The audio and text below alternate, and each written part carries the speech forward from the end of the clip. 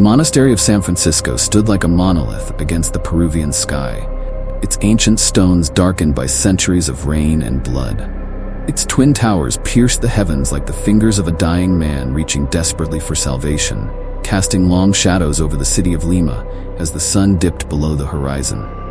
For years, its walls had been a sanctuary, a place of solemn worship and reflection, but those days were long past.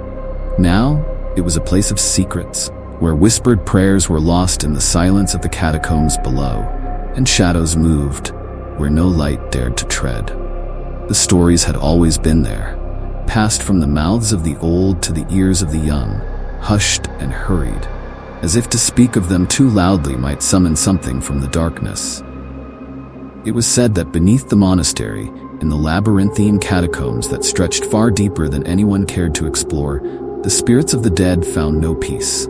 Priests, nuns, monks, souls who had served their God with devout fervor, were trapped there, caught between worlds, their prayers unanswered, their penance unfulfilled. Mariana knew the tales well, for she had grown up in the shadow of the monastery, her childhood games unfolding in the narrow streets and alleys that crisscrossed its perimeter. She had heard the stories from her grandmother, from her friends, even from the parish priest who warned against venturing too close to the old building after dark. But Mariana had always been drawn to the monastery, to its history, its mystery.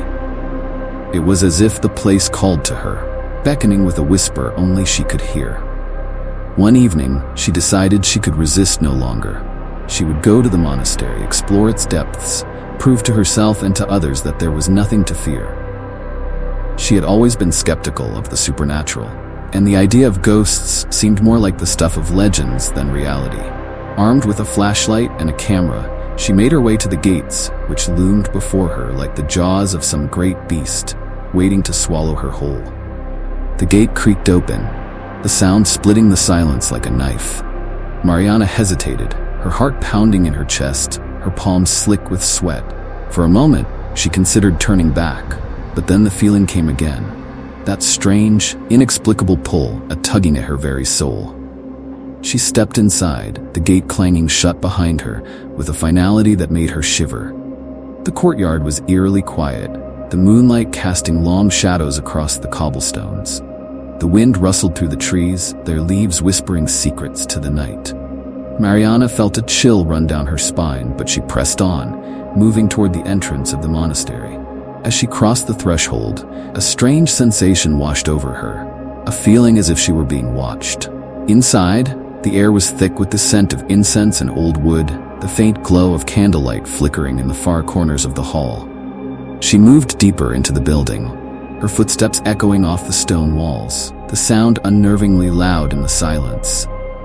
The monastery felt alive around her, as if the walls themselves were breathing, the stones shifting under her feet. She reached the stairs that led down to the catacombs, the descent dark and foreboding, like the mouth of a great cavernous beast. Mariana hesitated, gripping the flashlight tighter, the beam flickering slightly. She swallowed hard and took the first step, then another, each one taking her further from the safety of the world above. The air grew colder, thicker, with each step she took, her breath coming out in small visible puffs. Finally, she reached the bottom, the darkness so complete it felt like a living thing pressing against her, wrapping around her like a shroud. She clicked on the flashlight, its narrow beam cutting through the shadows, illuminating the stone walls lined with shelves upon shelves of skulls and bones, remnants of the dead long since forgotten by the world above. The catacombs seemed to stretch on forever, disappearing into the blackness. She began to walk, her footsteps echoing against the stone, the only sound in the silence. She felt a prickling on the back of her neck, a sensation that she was not alone. She stopped, holding her breath, listening intently. For a moment there was nothing, just the silence, thick and oppressive. But then she heard it, a faint sound, like the whispering of wind through the cracks in the stone, growing louder, closer. Her heart pounded in her chest, her breath quickening. She swung the flashlight around, the beam dancing wildly off the walls. She saw nothing, only the empty shelves, the hollow-eyed skulls staring back at her, accusing, pleading. She took another step forward, then another, moving deeper into the darkness. The whispering grew louder, more distinct, like a chorus of voices just beyond the edge of hearing. She stopped again, feeling the cold sweat on her brow, her hands trembling. "Hello?"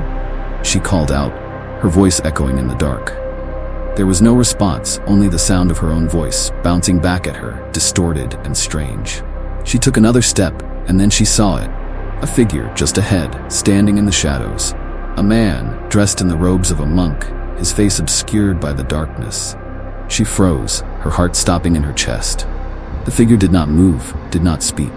It just stood there, watching. "Who are you?" Mariana whispered, her voice trembling. The figure remained silent, but she could feel its gaze on her, cold and intense.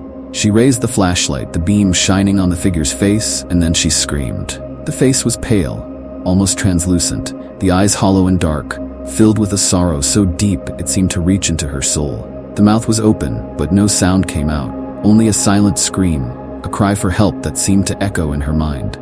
She stumbled back, dropping the flashlight, the beam spinning wildly, casting strange, grotesque shadows on the walls. She turned to run, but the whispering grew louder, filling her ears, her mind. She felt cold hands grasping at her, pulling her back, pulling her into the darkness. She fought, struggling to break free, but the grip was strong, relentless. And then, as suddenly as it began, it stopped. The whispering ceased, the hands released her, and she fell to the ground, gasping for breath, her heart racing. She grabbed the flashlight, her hands shaking, and turned it back on. The figure was gone. The catacombs were empty. She scrambled to her feet and ran, her footsteps echoing off the stone, the shadows chasing her, the air thick with the sound of her own breathing.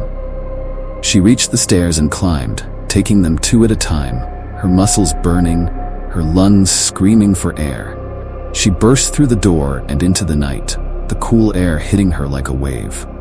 She did not stop until she was outside the gates, her chest heaving, her heart pounding in her ears.